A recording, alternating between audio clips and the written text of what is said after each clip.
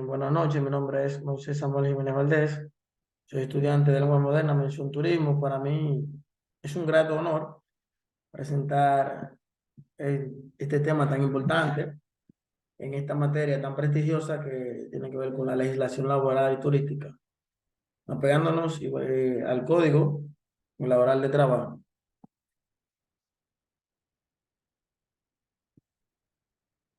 Este trabajo está elaborado, está basado bajo la investigación y el estudio de las actividades concernientes a esta semana, en nuestra tarea número 4, donde vamos a tocar y a desarrollar de manera argumentativa y a conceptualizar todo lo relacionado al salario, un tipo de salario, características, naturaleza de la misma, la forma de retribución, el privilegio, descuento permitido, la protección legal, el delito también de la falta de pago, salario mínimo, origen, evolución del mismo. Actividades también relacionadas al salario en Navidad y la participación de los trabajadores ya como parte de cierre. Espero que sea de gran capacitación, de gran ayuda para cada uno de ustedes. Los objetivos específicos que pude elaborar aquí, he plasmado dos, donde el primero dice que hay que analizar los conceptos relacionados con el salario de manera que podamos alcanzar el conocimiento pleno para el buen desempeño y comprensión de la misma. Y segundo, identificar la característica, forma de retribución y privilegios del salario. He elaborado estos dos objetivos específicos porque creo que con ellos podemos manejar de manera plena y precisa todo lo relacionado con el salario en nuestro entorno de trabajo. Porque si bien está escrito, es que si tenemos un manejo con el conocimiento pleno, podemos entonces exigir y apegarnos a la normativa de lo que nos corresponde a nosotros como empleados. Los temas que vamos a tratar, está la definición de salario, la teoría del salario, tipo, características y naturaleza, forma de retribución y privilegio del salario, descuento permitido, protección legal del salario, protección legal del salario, pero ahora vamos a hacer énfasis dentro de lo que es el delito de la falta de pago, el salario mínimo como origen, evolución mínima, el salario de Navidad, participación ya de último de los trabajadores, como le mencionaba anteriormente. Cuando hablamos de salario, nos apegamos al concepto de que es la remuneración, el pago que recibe un empleador por su trabajo o la función que ejerza en su empleo. Pero vámonos ahora a hablar de la teoría, las teorías del salario. Cuando conceptualizamos el término de teoría, para que una teoría sea elaborada es en base a un estudio que ya varias personas de esos sapienses, científicos, han estudiado de manera ordenada mediante métodos y han analizado. En este caso, aquí tenemos al señor Adam Smith y tenemos a David Ricardo, que han sido también analistas, han sido científicos, que han podido estudiar y plasmar teorías como esta, basada en el salario, como lo siguiente: teoría del fondo del salario, desarrollada por Adam Smith; la teoría de subsistencia, propuesta por David Ricardo, y otras teorías que también están contenidas en la misma, como la teoría de reclamante residual y la teoría de productividad marginal. Tipo, característica y naturaleza. Tenemos aquí el salario en moneda, el salario que se paga de manera física. Usted recibe un pago por el trabajo que usted viene desempeñando. Tenemos el salario mixto, que ahí ya se encuentra más de uno. Es una combinación de dos salarios o más, porque son mixtos. En este caso tenemos el salario en efectivo, pues tenemos el salario en especie. Cuando hablamos del salario en especie, que es aquí el número 3, hablamos de que un trabajador, un empleador, ha ejercido una función, una labor, ha trabajado, pero no se le va a hacer un pago mediante efectivo, una parte del dinero físico, sino que se le va a hacer un pago mediante ya sea una alimentación, alojamiento, algo que ya no es de manera efectiva, en efectivo, perdón. Tenemos también aquí el salario ordinario, el salario nominal, salario extraordinario, salario fijo, variable, salario real. Bueno, cuando nos referimos al salario extraordinario, ustedes saben que nosotros como trabajadores siempre queremos alcanzar y ganar un poquito más, siempre que se nos da la oportunidad, podemos y ejecutamos lo que son la hora extra. Cualquiera, yo mismo en mi trabajo he tenido la oportunidad de que mi jefe me dice, bueno, eh, vamos a pagar hora extra, pero entonces yo aprovecho la oportunidad y me quedo y esa hora extra entonces me caen bien, es lo que hablo en sentido de mi trabajo. Esas son las horas extraordinarias que se encargan de ejecutar los días de descanso. Ya cuando, por ejemplo, los fines de semana, aquí, excelente en mi trabajo, ya todo el mundo se va para su casa, pero digo, bueno, voy a trabajar horas extra porque necesito un dinerito extra. También está aquí el salario real, que es cuando el salario nominal flight, tal cual como lo dice. Eh, También está el salario fijo, variable. Este se pacta por unidad de tiempo, o sea, usted va a trabajar por X tiempo, a usted se le paga por ese tiempo que usted va a estar trabajando en esa empresa. Características del salario. Bueno, aquí hay unos cuantos artículos que quiero mencionarlo. Aquí está el 198, 195, artículo 200, artículo 196. Cada uno de esos artículos trabajan para caracterizar lo concerniente al salario. Por ejemplo, el artículo 198 no puede ser, dice que no puede ser pagado en periodo de mayor de un mes. O sea, cuando usted está trabajando, entiéndase que no se puede, que no puede ser pagado en menos de un mes. A eso va a retribuir el artículo 198. El 195, el salario se estipula y se paga en moneda, ¿verdad? Curso legal también puede ser pagado por cualquier otra remuneración, o sea, fuera de clase. El número 200, el artículo 200, el salario de los trabajadores es inembargable, salvo la tercera parte por pensiones alimentarias. Y por último tenemos aquí el 196, el pago del salario debe hacerse directamente a la persona del trabajador y salvo la convención del contrato. Se hace en lugar donde presta servicio. O sea, usted hay que pagarle a la empresa donde usted trabaja, hay que pagarle a usted. Esa es la que tiene que pagarle y monetizarle a usted lo que ya usted se ha ganado. El pago del salario puede ser por una unidad de tiempo, como le mencionaba anteriormente. Estas son las características, estas son las características que estipulan cada uno de los artículos con relación al salario.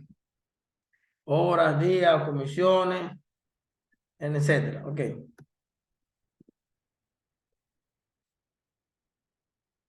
La naturaleza del salario.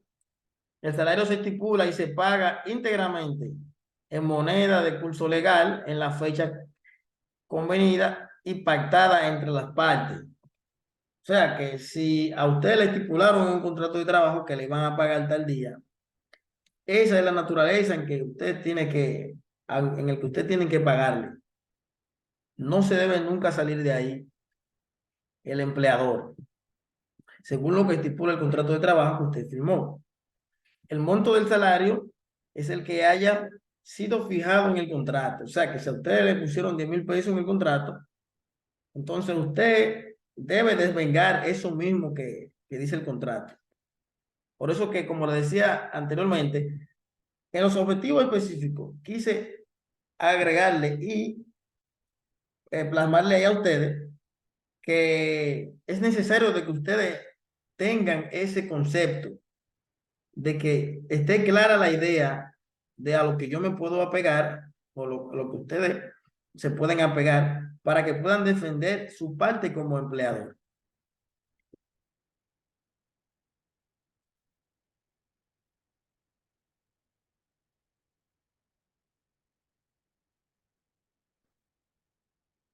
Forma de retribución y privilegios del salario. Se clasifican por medir las siguientes retribuciones: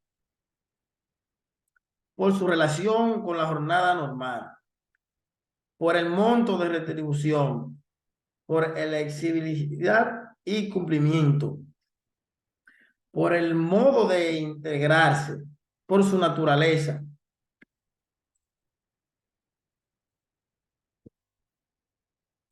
por la prioridad de su pago, por causa de fuente de obligación.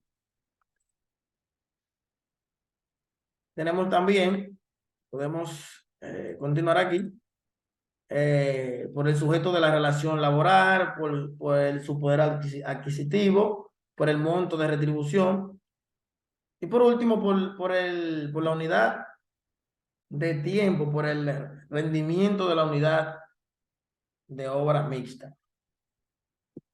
Debe entenderse que esa retribución deben hacerse y apegarse a cada uno de lo que se estipula.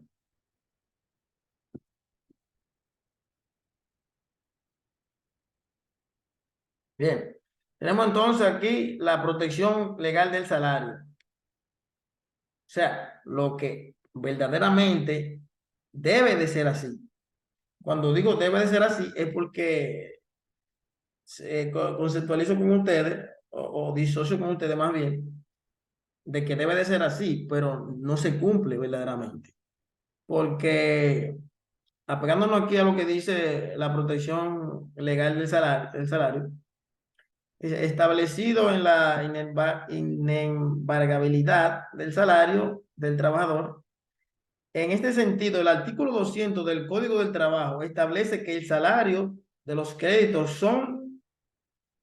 son provenientes de los derechos reconocidos por la ley a los trabajadores, que son inembargables, salvo la tercera parte de la pensión alimentaria, como lo mencionaba anteriormente. Sí, él mismo establece también que el embargo es exceso de la tercera parte admisible por pensiones alimentarias dispuestas en virtud de la ley sobre la asistencia obligatoria de los hijos menores de edad. Entonces, la protección legal del salario en el delito, en la falta de pago, dice lo siguiente, en el artículo 201 del Código de Trabajo: se castiga como autor de fraude y se aplicará la señal establecida en el artículo 401 del Código Penal según la, cuantía. Todas las personas que contraten trabajadores y no le paguen remuneración, le corresponde que no le paguen en la fecha que le corresponde a la terminación a las obras del servicio convenido, tienen una sanción. Hay una sanción para cada uno de esos empleados que creen que porque tengan un empleado y no le paguen, se van a quedar así. Cada uno de los artículos trabajan a favor del empleado en ese sentido. Para los fines indicados en este artículo, se comprueba que la infracción la intención fraudulenta por la circunstancia de no pagar a los trabajadores la remuneración correspondiente en la fecha estipulada a la terminación de la obra de convenio, en servicio de convenio, estipula lo siguiente. El requerimiento de puesta en mora a la persona en falta debe hacerse por medio de la Procuraduría Fiscal. O sea, usted puede y tiene todo su derecho de usted ir a la Procuraduría Fiscal, que incitará a la persona interesada y levantará el acta de su declaración. Pero aquí hay una parte bien importante que quiero que ustedes entiendan, que dice que el empleador y los trabajadores son acreedores y deudores recíprocos de sus obligaciones. Eso lo dice claro. El empleador y el trabajador son acreedores. Ustedes son responsables. Ustedes, el trabajador y el empleador son responsables. Bueno, las obligaciones. A ver aquí. Siguiente. El salario mínimo. Origen y evolución. La fijación del salario mínimo. La fijación del salario mínimo ha evolucionado a lo largo del siglo. Ha sido implementada en América Latina, según la nota de la OIT, en su fijación en el año 1896, cuando se reconoció la jornada que recibían los trabajadores de Nueva Zelanda, Australia, en especial las mujeres y jóvenes, resultando insuficiente el pago que le hacían, que no le sustentaba para su trabajo, para sus familiares. Por eso, para ese año, para el 1896, se creó lo que es el pago y se estableció el salario mínimo para el año 1896, correspondiente en ese siglo, en esa fecha. Había mujeres y jóvenes que trabajaban, pero que no le era favorable, no le era suficiente el pago que le hacían para ese entonces. Entonces de ahí nace y se establece el salario mínimo.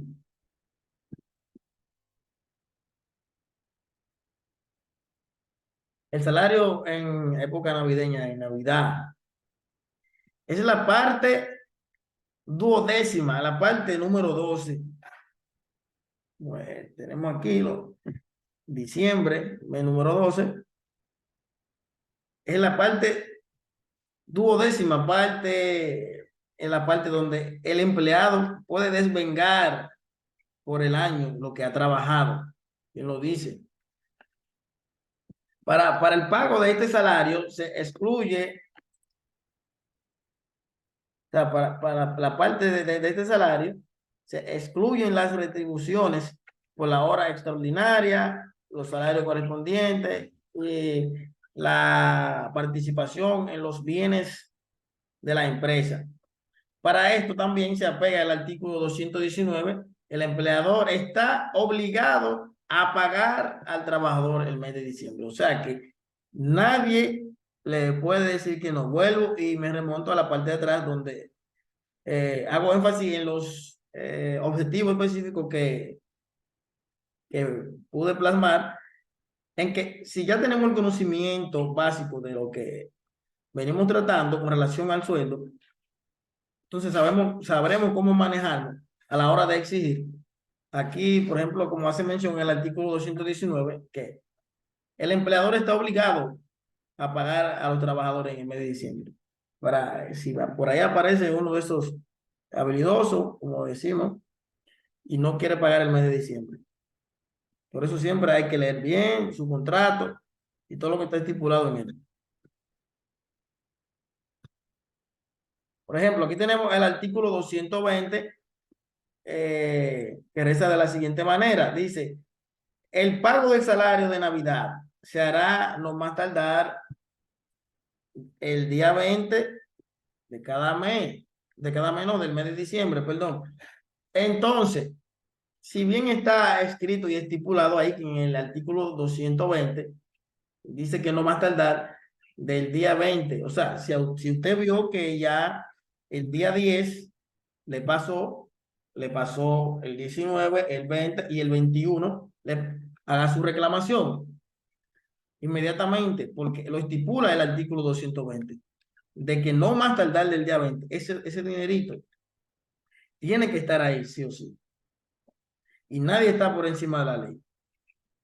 El artículo 219, el empleador está obligado a pagar, como le decía anteriormente también, al trabajador en el mes de diciembre. El salario de Navidad consiste en la 12ª parte del salario ordinario. O sea que es la parte número 12. O sea, en el mes de diciembre, el mes número 12. Y tenemos los descuentos. Cuando hablamos de descuentos, vamos a ver a qué nos apegamos en el sentido, porque no por todo podemos hacer un descuento o podemos recibir un descuento. Debemos saber por qué o cuál es el sentido en el que sí nos pueden realizar un descuento a nosotros. Los descuentos permitidos según el Código de Trabajo son los siguientes.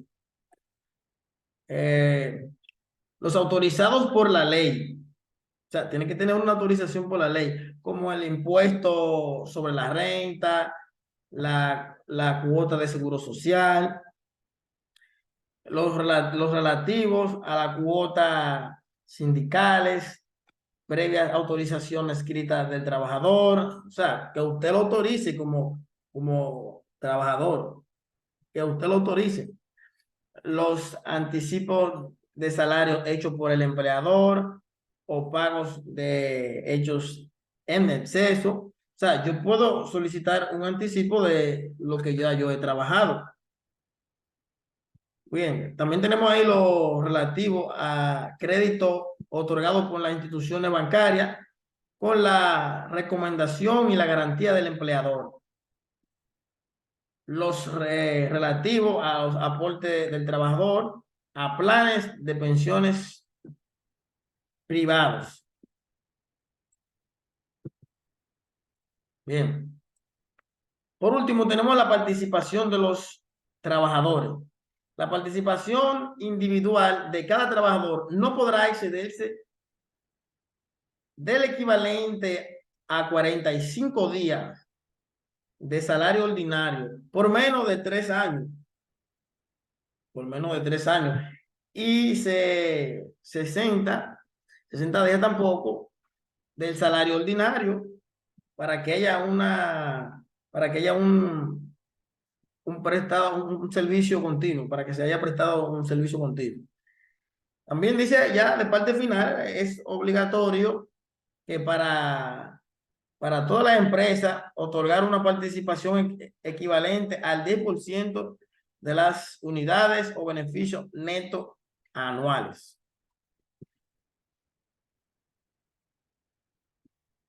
Estas son las páginas donde pude investigar y estudiar cada una de las informaciones que he suministrado la noche de hoy. En conclusión,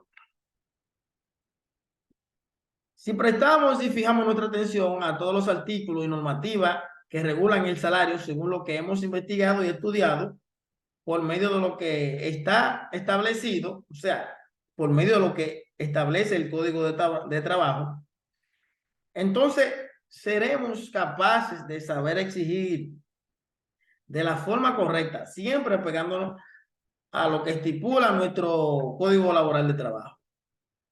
Espero que haya sido de gran capacitación para cada uno de ustedes. Para mí es un grato honor y bendiciones. Muchísimas gracias a todos.